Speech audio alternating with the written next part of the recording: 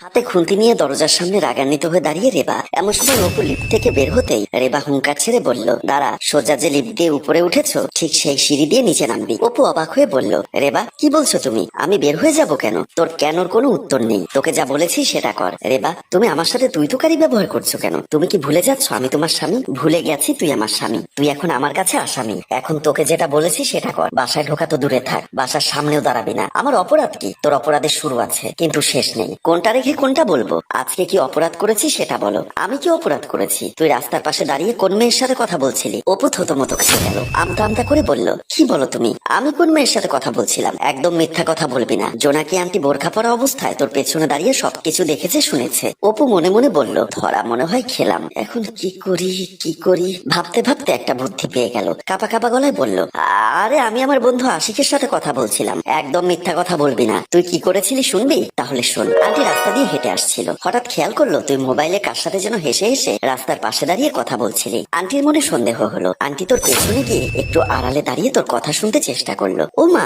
এ কি প্রেমের আলাপ করছিস? আন্টি তো অবাক, কান বাড়িয়ে আরো ভালো করে শুনতে লাগলো। অনেক সময় কথা বলার পর কলটা কেটে দিলি। আন্টি আড়াল থেকে বের হয়ে তোর সামনে থেকে হেঁটে যাচ্ছিল। আন্টির হেঁটে যাওয়া দেখে তুই আন্টির দিকে বারে বারে আর চোখে চেয়ে দেখছিলি। তোর চাহনি দেখে আন্টি অনেকটা ভয় পেয়ে গেল, জোরে হাঁটা শুরু করলো। তুইও আন্টির পেছন নিলি। আন্টি পায়ের জোর বাড়িয়ে দিল, আরো জোরে হাঁটা শুরু করলো। তুইও জোরে হাঁটা শুরু করলি। আন্টি একটা রাস্তার মোড়ে এসে তোর ভয়ে তোকে চোখের আড়াল করে একটা বাড়ির ভেতরে প্রবেশ করলো। তখন তুই বাহিরে দাঁড়িয়েও বোরখা পরা আন্টিকে চতুর্দিকে খুঁজছিলি। কিছু সময় আগে আমি দরজা খুলে দিতেই হনহন করে বোরখা পরা এক মহিলা বাসার ভেতরে প্রবেশ করলো। আমি চমকে উঠে বললাম, আপনি কে? এভাবে বাসার ভেতরে প্রবেশ করলেন কেন? মহিলাটি মুখ খুলতেই আমি অবাক হয়ে বললাম, আন্টি তুমি বোরখা পরা শুরু করলে কবে? আমি বোরখা পরা কবে শুরু করেছি সেটা তোকে পরে বলছি। হাত থেকে মোবাইলটা বের করে গ্যালারি থেকে একটা ছবি দেখিয়ে বলল, এটা তোর জামাই না? হ্যাঁ, এটা আমার জামাই। এই দেখ, তোর জামাই আমাকে ফ্রেন্ড রিকোয়েস্ট পাঠিয়েছে, ফেসবুকে ফ্রেন্ড রিকোয়েস্ট পাঠিয়েছে। তাতে সমস্যা কি? সমস্যা কি দেখবি? মেসেঞ্জারে আমাকে হাই হ্যালো লিখেছে। আমি আন্টির হাত থেকে মোবাইলটা হাতে নিয়ে ফেসবুকের আইডিটা চেক করে আন্টির দিকে তাকিয়ে মুচকি হেসে বললাম,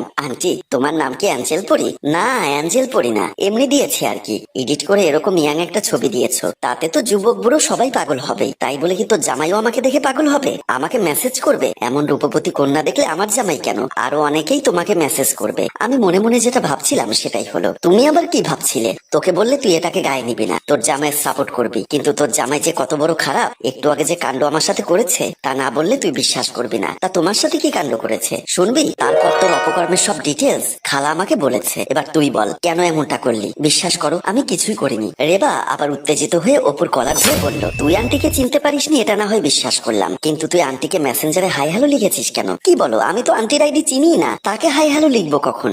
আন্টির আইডির নাম অ্যাঞ্জেল পরি। অপু কিছু সময় ভাবলো, তারপর একটা বুদ্ধি বের করে বলল, রেবা তুমি একবার ভেবে দেখো, অ্যাঞ্জেল পরি তো তাতে কি হয়েছে? পরির ইংলিশ হচ্ছে অ্যাঞ্জেল। হ্যাঁ অ্যাঞ্জেল, তার মানে আমি মেসেজ করে জানতে চেয়েছিলাম এই আইডির মালিক কি দুইজন পরি? এটাই, এর চেয়ে আর বেশি কিছু না। সত্যি বলছো তো? 100% সত্যি বলছি। আমি তোমার সাথে কোনোদিন মিথ্যা কথা বলিও না, এখনো বলছি না। এবার রেবার রাগ কিছুটা শীতল হলো। অপুর কলার ছেড়ে দিয়ে বলল, ঠিক আছে বাসার ভেতরে চলো। অপু যেন মহা বিপদ থেকে বাঁচলো। দুজন বাসার ভেতরে প্রবেশ করলো। অপু বেডরুমের ভেতরে প্রবেশ করতে দেখতে পেল বিছানার উপর বসে তার সুন্দরী শালিকা রিমি টিভি দেখছে। অপুর চোখ যেন কপালে উঠলো। আস্তে আস্তে বিছানার কাছে এসে দাঁড়াতে রিমি সালাম দিয়ে দাঁড়িয়ে গিয়ে বলল, দুলা ভাই কেমন আছেন? অপু ডানে বামে তাকিয়ে রিমিকে জড়িয়ে ধরে বলল, আমার প্রাণপ্রিয় শালিকা তুমি কেমন আছো? আসলা কখন? রিমি জোর করে নিজেকে ছাড়িয়ে নিয়ে বলল, এই তো একটু আগে আসলাম। তা তুমি তো আমাকে একেবারে ভুলে গেছো, ফোন করে খোঁজ খবরও তো নিতে পারো। আপুর নিষেধ আছে। কেন নিষেধ আছে দুলা ভাই? তা আপনিই ভালো করে জানেন কেন নিষেধ আছে। আমি আবার কি করলাম? এই একটু হলেই শরীরে হাত বাড়িয়ে দেন। অপু মুচকি হেসে দরজার দিকে তাকিয়ে রিমিকে আবার জড়িয়ে ধরে বলল,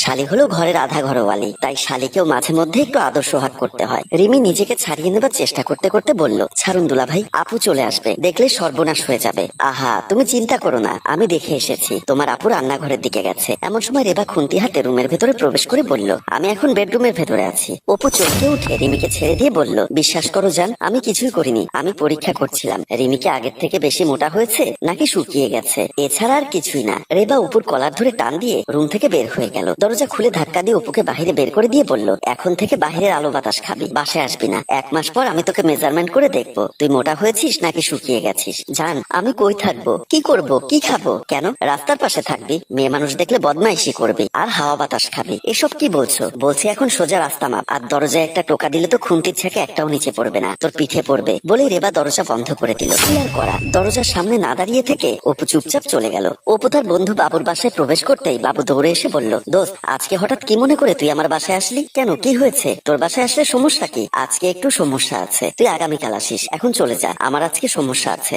আজকে তোর বাসায় আমি থাকবো। আহা, তুই বুঝতে পারছিস না আজকে আমার বাসায় সমস্যা আছে? আমিও তো বললাম আজকে আমার সমস্যা আছে, আজকে আমি তোর বাসায় থাকবো বলেই অপু বাসার ভেতরে প্রবেশ করলো। বাবু ভীষণ টেনশনে পড়ে গেল, অস্থিরতায় ছটফট করতে লাগলো। রেবার বাবা মোমিন খান বলল, তুই জামাইটাকে কেন বাসা থেকে বের করে দিলি? কি করব, ওর বদ অভ্যাস গুলো তো পরিবর্তন হচ্ছে না, এই বয়সে একটু পাগলামি করে, স্ত্রীদের একটু শক্ত হাতে সামাল দিতে হয়, তাই বলে বাসা থেকে এত রাতে বের করে দেওয়াটা তো ঠিক হয়নি। এমন সময় মোমিন খানের পকেটে থাকা মোবাইলের রিংটোন বেজে উঠলো। পকেট থেকে মোবাইলটা বের করে কল রিসিভ করতে মোমিন খান চমকে উঠল। রেবা তার বাবাকে চমকে উঠতে দেখে অবাক হয়ে বলল, কি হয়েছে বাবা, কে কল করেছে? মোমিন খান বলল, হ্যাঁ আচ্ছা ঠিক আছে আমি আসছি বলে কল কেটে দিল। কি হয়েছে বাবা, তোমাকে চিন্তিত মনে হচ্ছে, কে কল করেছিল? থানা থেকে পুলিশ ফোন দিয়েছিল। রেবা অবাক হয়ে বলল, পুলিশ কেন তোমাকে ফোন দিয়েছে? বড় একটা ভুল করে ফেললি রে মা, জামাইকে যদি বাসা থেকে বের করে না দিতি তাহলে নেশাখোর বাবুর বাসা থেকে জামাইকে গ্রেপ্তার করে নিয়ে যেত না। কথাটি শোনা মাত্র রেবা যেন নির্বাক হয়ে বিছানার উপর বসে পড়ল। মোমিন খান ছুটল থানার দিকে। 2 ঘন্টা পর ড্রয়িং রুমের সোফার এক কোণে মাথা নিচু করে বসে আছে অপু, আর বাবার পাশে বসে আছে রেবা। মোমিন খান বলল,